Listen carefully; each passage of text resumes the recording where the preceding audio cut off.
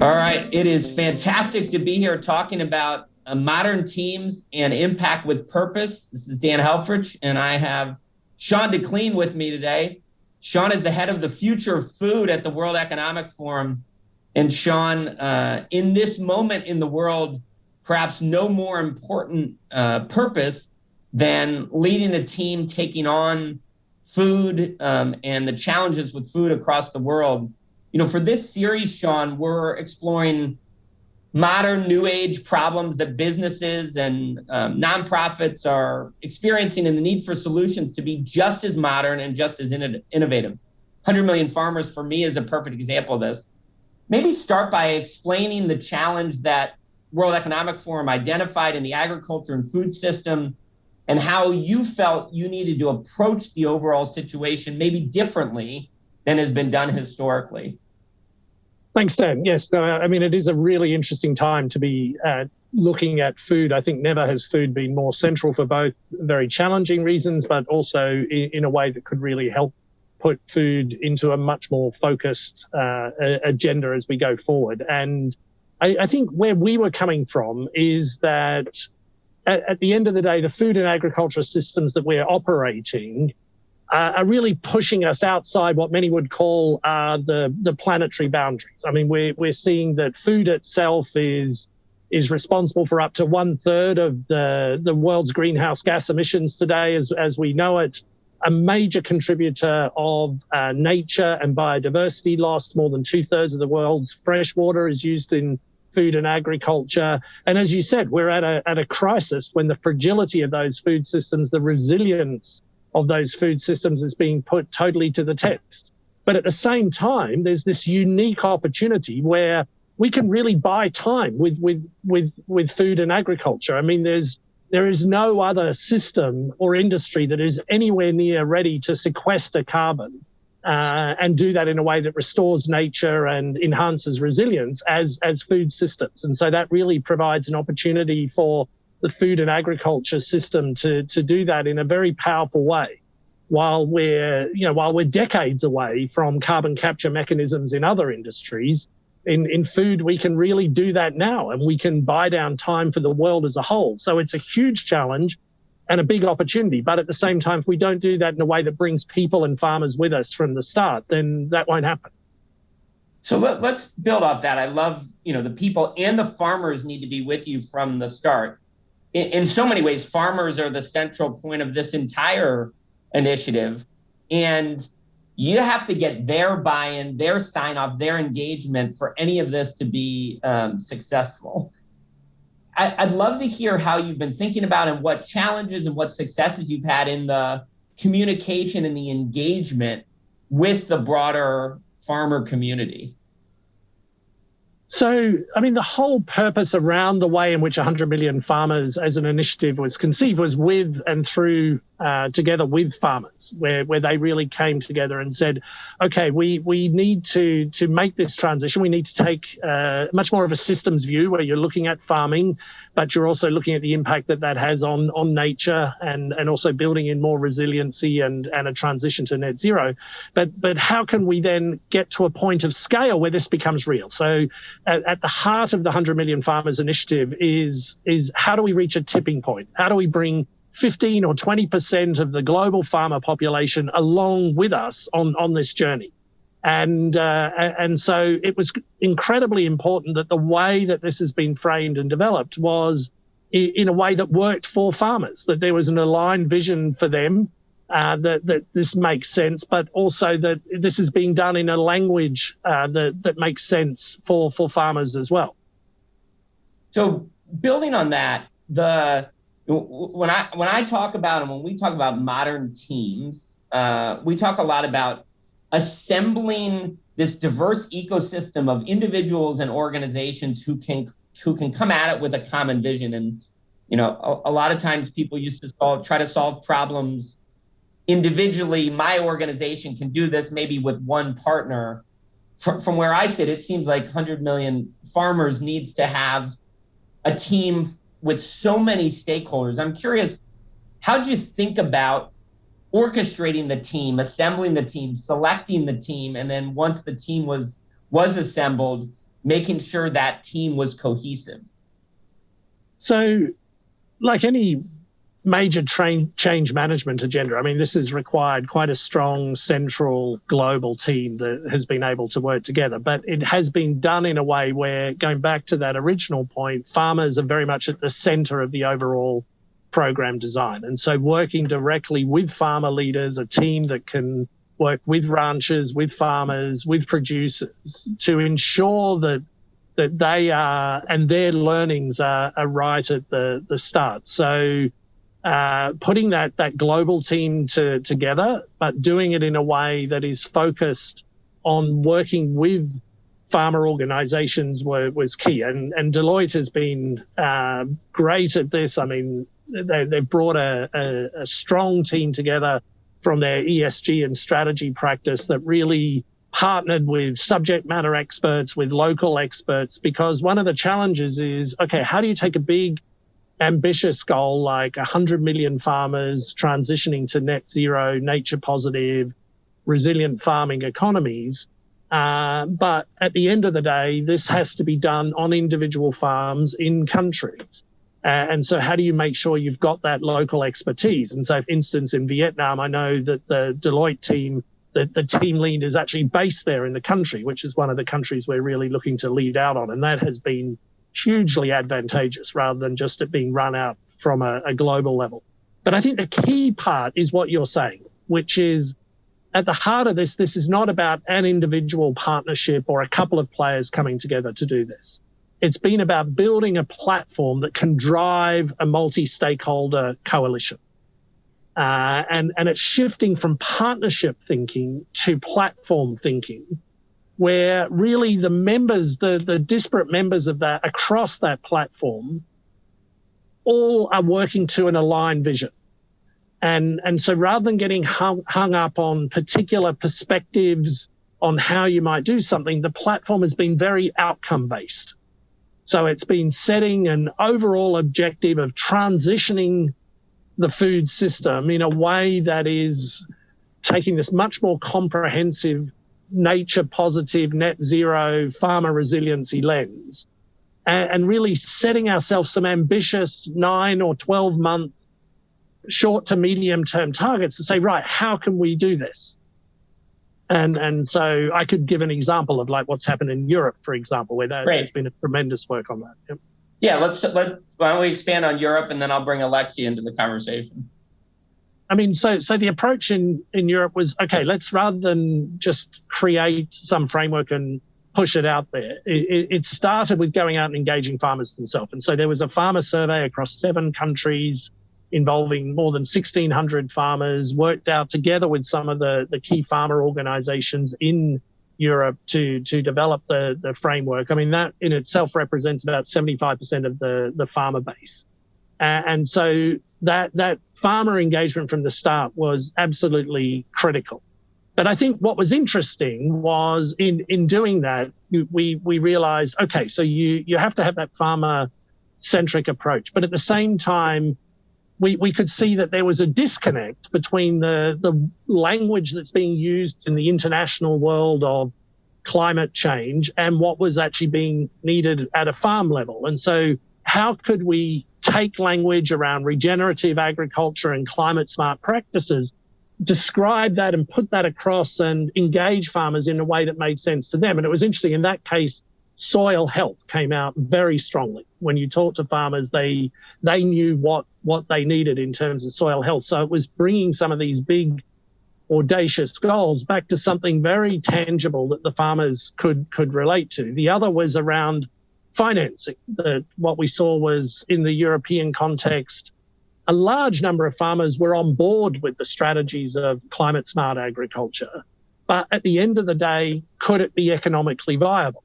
And should it all sit with them as an individual farmer? Should they carry the cost burden of this? And so actually a lot of work has been done to minimize that risk throughout the value chain, to de-risk some of the financing that entails, to be able to look at how you bring things like the monitoring, reporting and verification tools that can be used. How can you bring that cost down significantly, bringing in satellite technology, and looking at a way that this actually makes economic sense for the farmer, and taking a full value chain approach in a way that you could reduce that return on investment from 10 years down to, say, 2 or 3 years in quite a comprehensive way. And that's when the farmer starts to get interested, when they can suddenly see, okay, the next couple of years, I could get this whole change, and it becomes economically viable. So it's about language, it's about engagement, it's about economic viability. Love it. Great answer, Sean. What a thrill to have Alexia Semov here. Alexia is the community lead for Food and Nature at World Economic Forum, and she's also the day-to-day lead and has been from the beginning for 100 Million Farmers Initiative. Alexia, I want to talk about 2 distinct stakeholder groups. The first is the financial institutions. And I know, you and the Deloitte team from the beginning have spent a lot of time thinking about and talking about financial resiliency and confidence. How have you, alongside Deloitte, partnered to reshape the way financial institutions consider investing in agriculture? Thanks, Dan. So I think there's 2 important questions when we look at the financial side of things. There is the where the money is currently going, and there is the how it is deployed. And in the where the current money is going, well, it's important to know that today, most of our money is going, most of our economic models and economic incentives are just maximizing and optimizing for quantity at the lowest price. It doesn't look at nutrition quality. It doesn't look at sustainability. It really looks at maximum quantity for the lowest price. And therefore, that's why, for example, over 85% of global public subsidies are today going to fund projects or land practices that are bad for the environment or even for health and things like that. And even the financial institutions mostly are still funding this kind of status quo model. And so to change that, we have to showcase and highlight the risks of continuing on this path we've chosen. And for example, when we see that over half of the global agricultural land is today severely or moderately degraded, and that some estimates show that this could reduce productivity by 12% or increase prices by 30% in the coming years, well, it really shows that we have a problem here, and that even that this current crisis we're going through would only just be a small test to what is coming in front of us. And so highlighting those risk models and showcasing the benefits of the transition that we could gain is the first type of work that we're doing with the financial institutions. And the second is, how is this money deployed? Well, most of the tools and instruments that are today out there, they're really not fit for purpose, and they cannot work for the farmers and with the farmers. Some of the loans are too short term for a real sustainable transformation that enables the soil to be restored. Some of the interest rates are also not adapted or not cheaper for sustainable farmers, so they don't reward that type of practice and behavior we want to see. And so how can we develop some of these new instruments that are out there to better fit the purpose of incentivizing the farmers to use more sustainable practices? We know so that most farmers are today they rent their land, right? They're tenants. Right. So can we actually use land as an asset and incentivize the farmers that are doing well by the land to do those practices through the financial institutions? And when we talk about finance, the insurance component is also incredibly important, right? Because today, most of the risk, the financial risk, is borne by the farmer. And that is sort of unfair when we think of it, right? Because it's a transition that would benefit society as a whole, the whole value chain in terms of increased resilience and adaptation. And so everyone should chip in, and these insurance mechanisms should come in. And so we're exploring all these different tools to change the where the money is going and the how the money is going. So, Alexia, I want to talk more about farmers. We have this bold and clear goal around 100 million farmers. And you've said, and I know working with the Deloitte team, engaging with, communicating with those farmers has been critical from the beginning. But the 100 million farmers are spread out all over the world. They have very unique challenges depending on, the geography, the terrain, the weather, all the things that affect agriculture uniquely. it feels daunting to think about, to me, how do you get the perspective of and engage with the diversity of the farmers that comprise that 100 million? How have you thought about that communication engagement? Maybe what successes have you had? What have you decided to adjust based on how it's gone? Would love to hear some about that. Yeah, that's a great question, right? How do we go beyond our tagline and make it a reality? And so there's various levels we're trying to engage with the farmers, because we really mean it when we want to reach and hear and work with the farmers. And so at the global level, we're partnering and working very closely with the World Farmers Organization, which is this sort of umbrella organization bringing together the different farmer unions and cooperatives from around the world.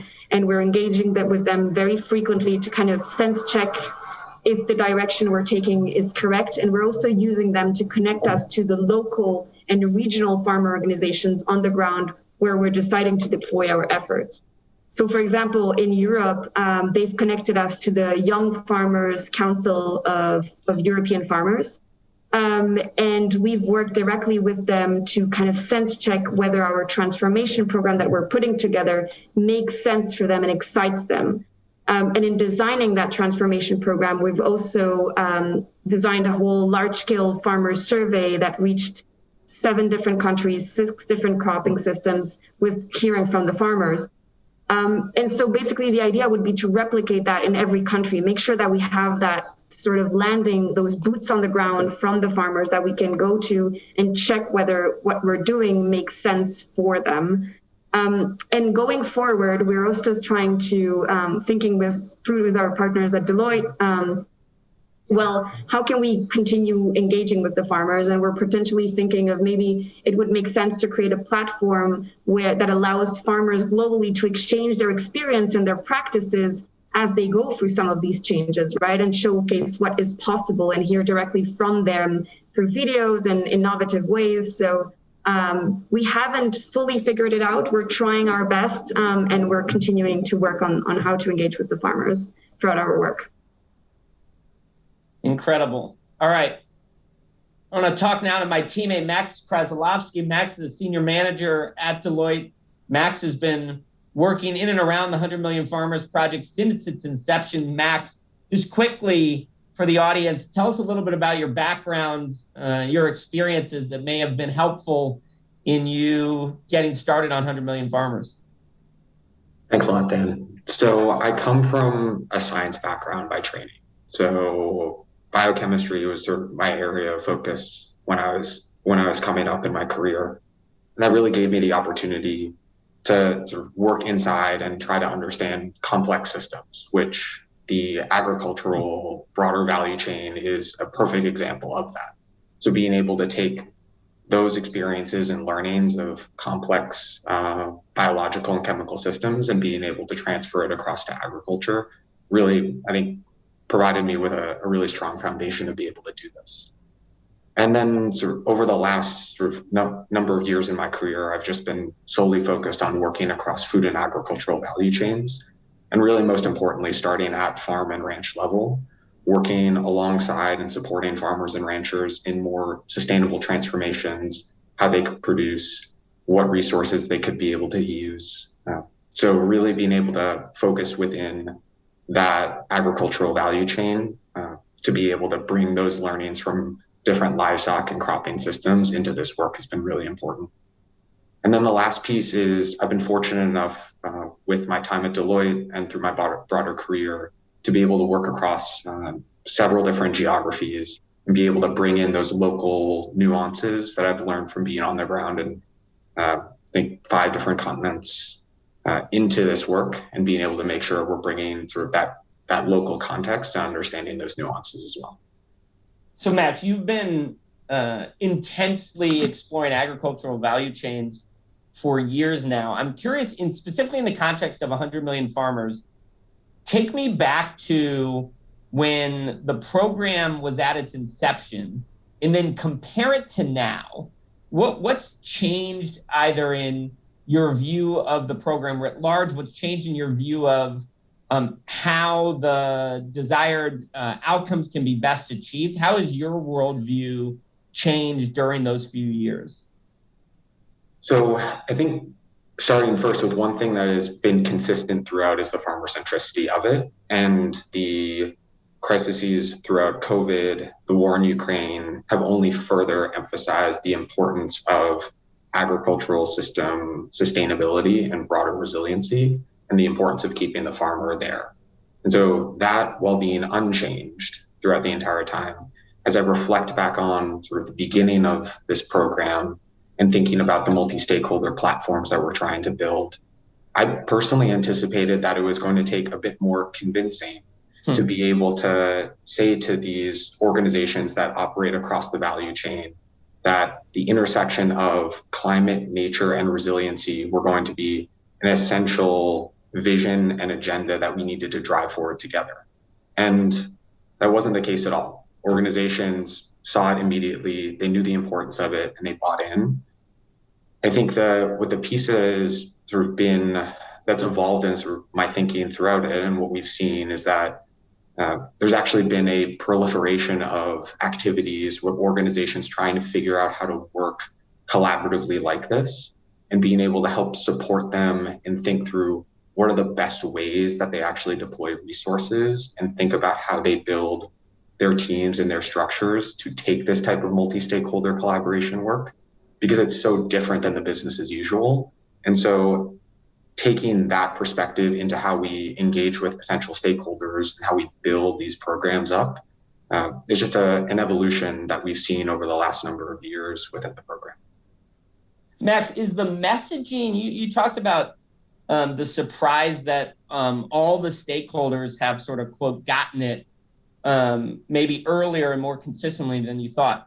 Is the messaging or the change approach different for maybe organizations like big, complex financial institutions whose capital is important to the program? I think that if we look at financial institutions specifically, I think the change approach that we're like looking to be able to help them understand is, in one, like what is the potential challenges and risks of inaction in particular, and that given the fragility of the system that exists out there, where are the risks that are not embedded within it, that they are able to helping them bring along, and that understanding of where the challenges may face in the future. But also, I think shifting it from a risk-based to a value-based message has been a really important one for as we think through the financial institution engagement, and providing them with the sort of the platform on which they can be sort of the foundation on which these transformations can occur. Given the nature of any of these big agricultural transformations requiring more fit-for-purpose mechanisms, more diverse sources of capital to come forward, that these transformations don't happen without financial institutions. And so really being able to empower them and bring them forward as key drivers of this change that are so essential to building the foundation of it has just been some of the messages that we've been trying to bring forward as we look to drive engagement with them throughout. Max, final question for you. Is it imperative for large business, and maybe in this context, consulting firms, to engage in purpose-centric programs like this? Yeah, without a doubt. Because I think like consulting firms and have a really unique position of having strong relationships that are both broad across the agricultural value chain and deep within it, coupled with that experience of implementing and executing large-scale transformations. And we are in a unique position, along with our partners at the World Economic Forum, to really be that bridge builder across organizations and drive that collaboration from a more neutral perspective that takes out the potential inherent competitive dynamics that may exist across organizations. And I think that puts us in a really unique position, and one, therefore, requires us, frankly, we sort of have a duty to be able to help step in and help be able to enable these organizations to be successful in driving this transformation. Okay, let's close with one question for Sean, Alexia, and Max. And one of the overarching points of this whole series is that modern teams can push the boundaries on what we as a society can deliver and drive more expansive change, faster. And so, final simple question for all of you is, what's the biggest change that you anticipate will occur as a result of your team's work? And what might our listeners be able to contribute to help you achieve that change? Max, I'll start with you. So I think one of the biggest changes beyond helping the food system itself to transform to net zero, nature positive, a more resilient system, is that I think throughout this work, we're wanting to make sure we're driving home that message that while the situation is dire, there is a pathway forward that we can be able to drive this transformation now and starting today to be able to mitigate and adapt to climate change and the potential challenges that it will pose for us as a society. And I think for readers and listeners here, the one thing I'd be able to sort of encourage them to take away is that within these complex transformations, we all have a role to play, no matter what that might be. And it's really imperative upon all of us to challenge each other in whatever way is possible to support these transformations and be able to be the drivers of change in our day-to-day lives, no matter what that sort of manifests itself for each individual, because we're all part of this and we all need to be driving forward on it together. Alexia, how about you?